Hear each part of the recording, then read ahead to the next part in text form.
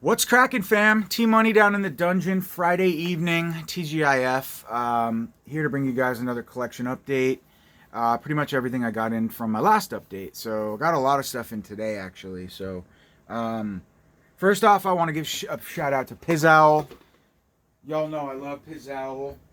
Um, he was doing a t shirt, a discount on his Teespring, basically, or I guess if you use this discount on his discount on Teespring, I can't remember. I can't remember if these are like shirts that he designed, or I should have known. I'm sorry, but or they're just available on his Teespring, and I got a discount. So I caught myself a nice Goro's gym shirt because I'm such a gym rat, right? But it's so badass. I fucking love Goro, all things Goro. So I just really like this T-shirt. Um, and yeah, I wanted to support Pizzowl and at the same time cop a sick Goro tee because I don't have enough of those. That's for sure. Goro's like my favorite character in Mortal Kombat, hands down. I love him. So I thought that was a really cool shirt. All right, let's get into the movies now. So first up, we have the Boggy Creek collection, which is a 3-film, just low budget Bigfoot movies from like the 70s and maybe the 80s. I don't know. They're old. I watched Bigfoot the Mysterious Monster and Sasquatch, and then the third film was The Snow Beast. But I don't think it's The Snow Beast that was released by Retro Media. I think it's a different film in black and white. I could be wrong, but it looks like it. Um, but anyways, yeah, they're really, really old. I enjoy them. They're kind of like, it's kind of like, definitely Bigfoot the Mysterious Monster and Sasquatch reminded me of The Legend of Boggy Creek, hence the title here. I don't know if it's like an homage to it or what, but definitely like the news reporter pans in and starts talking about the different sightings of the Bigfoot around the United States and world or whatever, and then it goes to, you know, sequences of him like rummaging in the woods type thing. It was good though. I enjoyed it. It's very, very poor picture quality, but I feel like these movies were super low budget as it is. Kind of like documentaries a little bit on Bigfoot, and it's charming. You know, it goes with it. To me, I kind of enjoy watching. It's shitty picture quality for sure, but I've actually yet to watch the Blu-ray of The Legend of Boggy Creek. I have to do that because I love that film, and I would love to see it because these really do look like the who put out the original Legend of Boggy Creek. It was one of those lower budge companies, but I'm curious to see what it looks like cleaned up. But these films really reminded me of that original DVD release of The Legend of Boggy Creek, totally, in terms of the quality and everything. Um, so that's cool. Then I grabbed Necro Sluts from, I got this from Grindhouse Video Tampa, but it's a sleazebox release. Super sleazy. You know, I'm not the biggest sleazebox fan personally, but the title's Necro Sluts, so I had to give it a go. That's all I really have to say about that. And then we have Late Fee, which is a Media Blasters Tokyo Shock release. I remember this being out on DVD from Media Blasters. I don't know if I've seen this. I feel like it's kind of a more, what, 90s maybe horror film? 2009. Okay, so yeah, super low budget, but it's also gory and brutal, and it's got a cool premise. This couple on like Halloween Eve go to this video store, and they want to rent this movie under the deal is that they have to return it by midnight, I guess, either Halloween night or the night later, and if they don't, they will suffer a brutal consequence, and of course shit goes wrong and they don't end up returning it on time, and they pay the greatest late fee of their lives. Uh, no pun intended there, but sort of. But yeah, so that's cool. Check that out. And then we have some Kino Lorbe's. We have The Underneath, which is a neo-noir action suspense type movie, I guess. Mike from Grindhouse Video recommended this one, so I picked that up for myself. It is from 1995, so good little mid-90s action, noir, whatever. Then we have Pierce Brosnan as Taffin. This is old Bronson, 1988, before he was Bond, of course. And yeah, he's just an action. I don't know if he's a spy or something like that, but one of those movies. And then this one I was particularly interested in, Positive ID. I love that artwork. It's so 80s, like VHS. It almost reminds me of like a slasher, but it's totally not.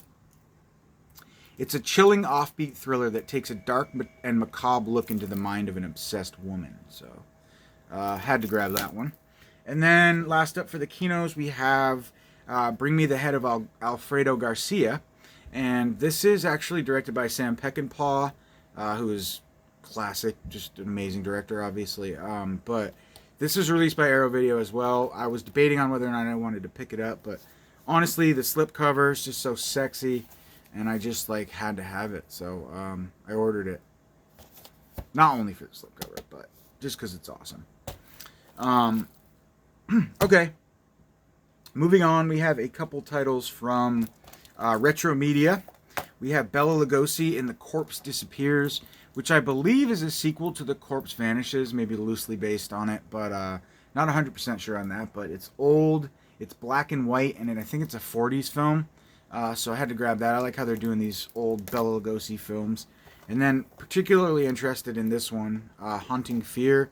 This is actually directed, I think, or produced by Fred Olen Ray, who owns, excuse me, Retro Media. I guess they're like Make Flicks, and Retro Media is like a thing now.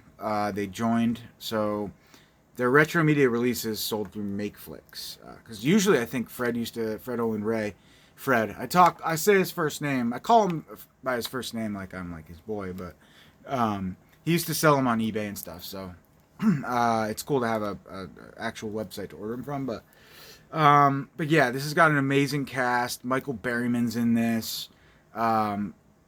Brink Stevens, Karen Black, Robert Corey, Robert Clark. Just amazing. I'm not really sure what it is. It's like a mishmash of it's based off Edgar Allan Poe's Premature Burial, I believe. So I'm curious to check it out. I love anything with Michael Berryman. That guy right there, I fucking love him. He's the best. So yeah, I'm stoked to jump into that one. Then we have a couple Scream Factory releases. We have The Terror Within and The Terror Within 2. I know that at least one of these movies was released. I think maybe Scorpion put out The Terror Within. I'm not exactly sure. But it's nice to have them both. This is a limited Scream Factory release. And yeah, gotta have these movies. Great practical effects. Monster sequences. Love it. And then we have Twice Dead. I've never seen this one either. So these are two bombs for me. I'm like totally into these releases here. So out of nowhere, these were just put up on the site and put out. Limited, I think, to under 1,000 maybe. I don't know. But I'm super stoked. Twice Dead. It's from 1988. A family moves into a mansion in a crime-ridden urban neighborhood to find that there's not only a punk street gang roaming the area looking for trouble, but also the ghost of an actor who haunts the mansion.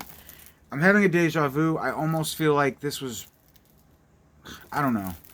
These titles, I just feel like they've already been released, but... anyways, two awesome new releases from Scream Factory. Limited, so if you're interested, go pick them up. Alright, next up we have a couple Eureka titles. We have Mind Warp, which is also released by Scorpion, I think. Or someone put this out. But nice slipcover edition, some nice special features. And just a classic movie, so had to pick that one up. And then Pulse. So two, what do you call it? Themed electric, you know what I'm trying to say. Themed horror movies. Which is awesome. So we've got ultra voltage here between the two of these killer flicks here. So stoked to have those. They should have released that one other one too. Fuck, can't remember the name of it. Starts with an E. The Entity would have been a nice little triple, sexy. Did they release The Entity? Excuse me. Phlegm. Ugh, I gotta quit smoking, guys. It's killing me. But anyways, awesome. Really cool there. And now we have some... So this company came out of nowhere, and I am super stoked. Well, yeah, we'll just jump into this. Super stoked for both these. Imprint. I don't know if this company's been around forever, but it went from owning like no Imprint titles to like 6, all in the last 2 months, and I'm really digging what they're doing. So yeah, we have The Deep, Nice, like slip box edition version of this, because all we had was like a crappy generic. What is it? Paramount, whoever put this company or this movie out, I don't remember, but just a generic U.S. release. So it's really nice to have super high quality release. And yeah, that's awesome. Fire in the Sky was the movie I was thinking of that they put out. That was kind of like their wham bam intro into Imprint for me. And then I fucking love this movie. Grew up with this movie. It's like a family favorite. My mom loves this movie. She loves movies like this, good like suspense, thriller, type deals. But love this movie. So if you haven't seen Breakdown, you can finally pick it up on Blu-ray. And I believe these are all region, but I could be wrong. It doesn't actually say, and I can't remember. I think they're all region though. But yeah, great movie. If you haven't seen this, check it out. Highly recommend it. All right, and then we have Bad Boy Bubby, which actually was, I think, recently released in the U.S. This is from Umbrella, and this is cool. This is the Beyond Genres, Volume 7, Worlds on Film. They started doing this. And I was like, what happened to the Worlds on Film sub-label of Umbrella? They were really nice slip box editions, and they kind of had a cool little roster going so far. But and then out of nowhere, like literally, right after I said that, I found out they were putting out Bad Boy Bubby, which was also recently released, I think, in the U.S. on Blu-ray. I think Kino, maybe? I can't remember. But I think it has a U.S. release, but... I haven't actually seen this movie, so I can't really comment on it, but I've heard great things, so I got to check it out for sure. It's a new 2K restoration of the film.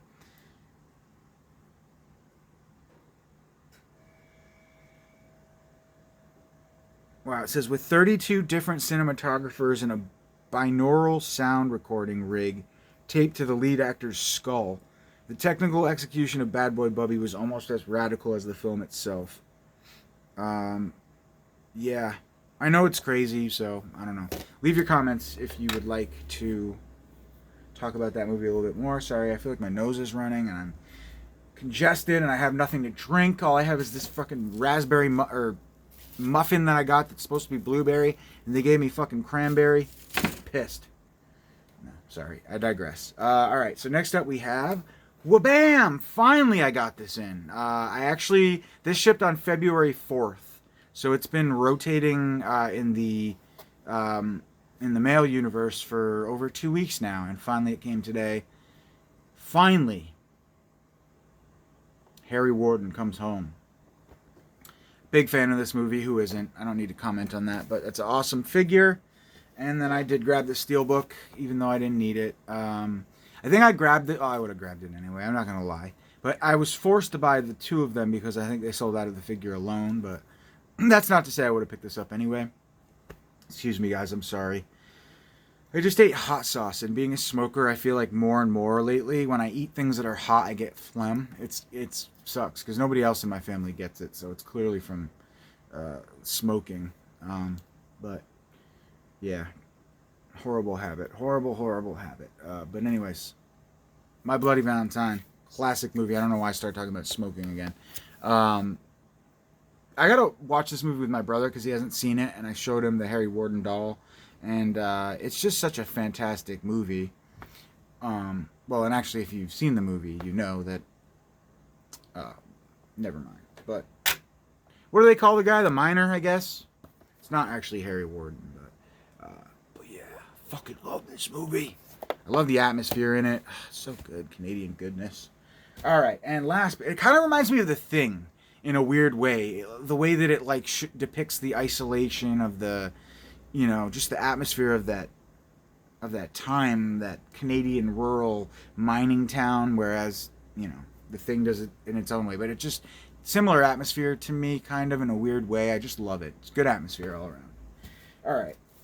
I've been digressing a lot in this video. I'm sorry, guys. I always do. But, and here we go again with not knowing what I'm talking about here. I believe this movie is just called The Killers. I'm not 100% sure, with Ernest Hemingway. But beautiful release. Media book. I got to check it out. So, 1992. I thought it was older than that, but Yeah, super nice release from, and it's 4K actually, from Cook Entertainment, killing it. I wish I could tell you more, but I really can't because I don't speak or read German, but very nice release, and it is Region B, of course, from Cook Films. So if you're a fan of this movie, an actual fan, unlike me, pick it up. I mean, I probably will be once I watch it, but I'm just such a sucker for the German stuff, man. It's just so beautiful, and I don't know. Speaking of beautiful, need I say anything? This is by far my favorite Inferno cover artwork. And when I saw this padded media book with my favorite artwork, I had to grab it. Cook Films, killing it again. Super high quality. They're getting into the padded media game, I guess. Just such a nice release. Crazy film. Not one of my, I don't know, maybe top 10 Argento films, but it's just never really been one of my faves, I guess, but still a great movie. Everything the guy did, in my opinion, is good, except for Dracula. But, yeah, so anyways. Beautiful. Look at that artwork, man. It's so sick. And, of course, if you reveal this. And this was a scratch and dent release, but to be honest with you, I think people are just so neurotic and OCD. Jesse's just become like, oh, cool, this is Cinema Obscura as well. So it's Cook Films in conjunction with Cinema Obscura and also 8-Ball Films. So all kinds of like weird company. I've never heard of 8-Ball Films. Yeah. No, I don't see any waters. They're not down here. Nope, sorry. I'm doing a video. So, anyways, one of the fucking joys of living at home, right? Fucking pathetic, man. I hate it. Anyways, classic. No water. Sorry, Frank. Bam. Look at that cover artwork. So sexy. Yep. Need I say anything? I mean, crazy movie. I don't need to talk about The Howling Part 2, but I saw that artwork and I said, I want you. I want to take you home, baby. So Sybil came home with me. Awesome. It's from Cook Films. This is a Cook Media book update in the end here. And I don't know what to show you last. I guess this. Schwabam. Beautiful release. American Werewolf in London.